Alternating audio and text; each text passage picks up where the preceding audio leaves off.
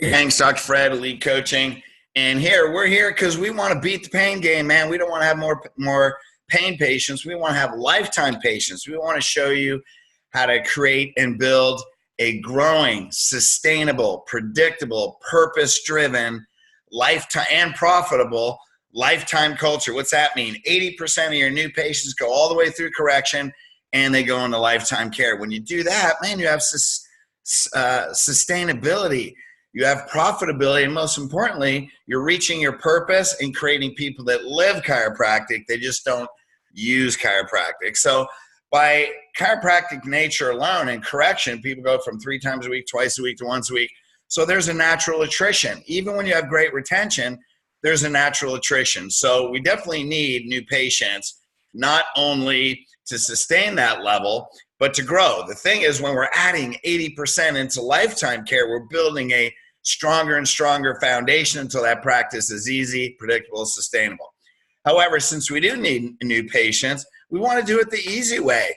I mean, everything works, right? People out there doing screenings, are out there doing talks, are out there doing community things, are out there doing dinner talks, and that's all great, and we can do it, but we forget about, in Facebook ads and all that, we forget about the easiest, predictable thing that you don't even need to put any extra energy in.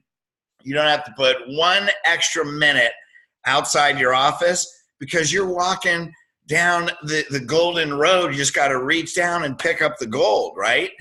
And the way we create an 80% lifetime culture is by people referring families. If a mother refers their kid, are they referring them in for back pain or for health problems, right? So if you want to teach spinal structure and overall health, that's about families. If someone refers their family, what's that mean? They trust you. And that's really the foundation of a great relationship. And they're referring them for a health problem. So how do you turn 1 into 3 on day 1? Now, we do this predictably. We teach you right in Elite Bootcamp number 1. We got one coming up in Atlanta in a month. We've done this with hundreds of doctors, and you can do this the easy way. So if you're a postural corrective doctor, which I know you are, taking people through corrective programs, and you're going through a consultation and you talk about health problems. Now, we all know postural problems run in families. People tend to have the same habits. They tend to have the same spinal structure. You'll see the same postural problems in parents as you do as adults. You also know that you see the same health problem in parents as you do in kids, right? I mean, in parents and kids. You also see the same health problems in siblings. A patient comes in, do they have kids? They are kids of somebody. They have parents and they have siblings. This is family history. We learn this. This is part of our responsibility. So when your consultation reviews health problems, then ask about the family members. Now, this seems so obvious, but it's amazing how many people don't do this, and this is so easy, right? So once we're talking about, we focus on organ problems. Before you even walk in, you look at the health history and you see, hey, you know what? They have 3 kids. So the minute you find out, hey, mom has had asthma since she was a kid, you say, I noticed you had 3 kids. Which one of your kids has asthma?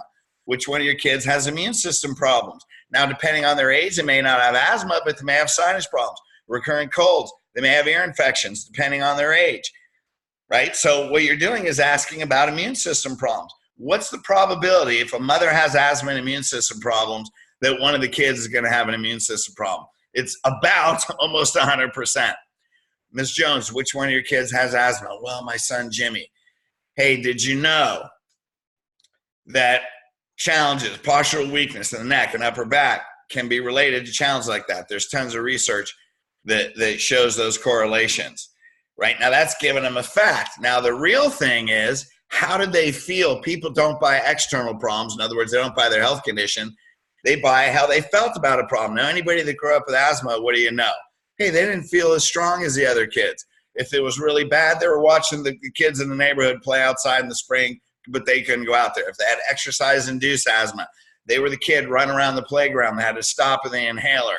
They may have gotten teased. They didn't feel as good as the other kids. So when you ask them that, the internal problem is how they felt. How did you feel growing up with asthma? Well, I didn't feel as strong as the other kids. By the way, I noticed you have 3 kids. which one of your children has asthma, breathing challenges, shortness of breath, or any immune system problems? Well, my son, little Johnny, right, whatever his name is, little Eric has the same problem. Do you think he's growing up feeling the same way that you do? See, that's what they don't want. It's not even about the asthma. They don't want him growing up with that same emotion, feeling less than, not as good as. That's the clincher right there. So what if they don't have kids? Mary, how many brothers and sisters do you have? I notice on the intake, on the patient application form, that's what we have, that you're one of 3 kids. Do any one of the other siblings have asthma? Do one of your parents have immune system problems? And they'll say, yeah, well, my mom did or my dad did. It could be you're following the same postural pattern and you've grown up with a weakened immune system. Where does your dad live? Is he still suffering with those problems? Where does your brother and sister live? Are they still suffering with those problems? So first you ask about their kids if they have them. You look on the patient application, and then you ask about siblings and parents. Now right there, if they have a kid that has it, hey, it could be following the same pattern that you are. And again, once you identify the internal problem, do they feel less than the other kids? They feel like they're not as strong as the other kids. If they're following that same pattern, would it be worth it to take 10 minutes and have them checked? See, make it sound easy. How fast can you do an exam on a kid? Right? So now when you get to the exam part, hopefully you're using Posture Screen from Posture Co. and you're showing them this, and you take them through the elite exam. You're bending them into their postural distortions. You're digging on the injured areas.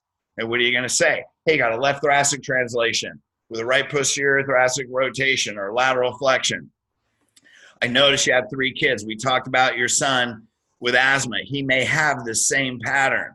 Hey, you got a right cervical translation with a left lateral flexion and a posterior right rotation. Have you ever noticed that your son tends to tilt his head to one side? Well, yeah, he does that all the time. Well, he's just a kid. Hey, it could be he's living in that postural distortion, and that's weakening his immune system. That could be associated with why he has asthma. Would it be worth it to take 10 minutes and get him checked? Now, right there, boom, you just got the kid, and once you get the kid in, geez, you're going to bring the other kids with her to that appointment. Would you do an exam? Would you talk to the other kids? Would you notice the postural patterns in those other children? Could they have a similar pattern or a different pattern or other health problems? So right here, you're turning 1 into 3. Now, if you teach a workshop, I would definitely have the spouse at the report of findings. Now you have the spouse, you talk about the same thing. You follow the elite report of findings. Now, all of a sudden, in the first week, you got the whole family.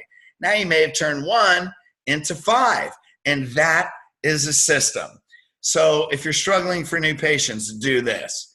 If you want more lifetime patients, do this, because when a parent brings their kids or when they refer in their most valuable loved ones, that means they trust you. They're already referring to you. That means they see themselves in the program and they're taking action. They're actually more deeply rooted into your program with trust. So this is how you build a practice. This is how you don't have to spend a bunch of time and money getting new patients. This may take a couple extra minutes on a day 1, yet it's so powerful because it builds a foundation. Now, guess what? Once you get families under care, guess who families refer? They refer other families. So now you don't get patients 1 at a time. You get them 2, 3, 4 at a time. 4 and 4, that's 8, right? That's a big family. But you get 4 twice because they refer another family. So this is how you build a practice. This is how you build a lifetime culture. This is how you get committed patients that want to learn how to live and live corrective chiropractic as a lifestyle. Hey, this is how you create 8 out of 10. This is a great step. Do this right now or on your next new patient. I guarantee you will see more family members come in. It'll have a greater impact, not only on your practice, but most of all on your purpose and on the next generation of people using chiropractic. Isn't that why we're doing this? Okay, you guys, thanks. And make sure you do this. This is not your demographic.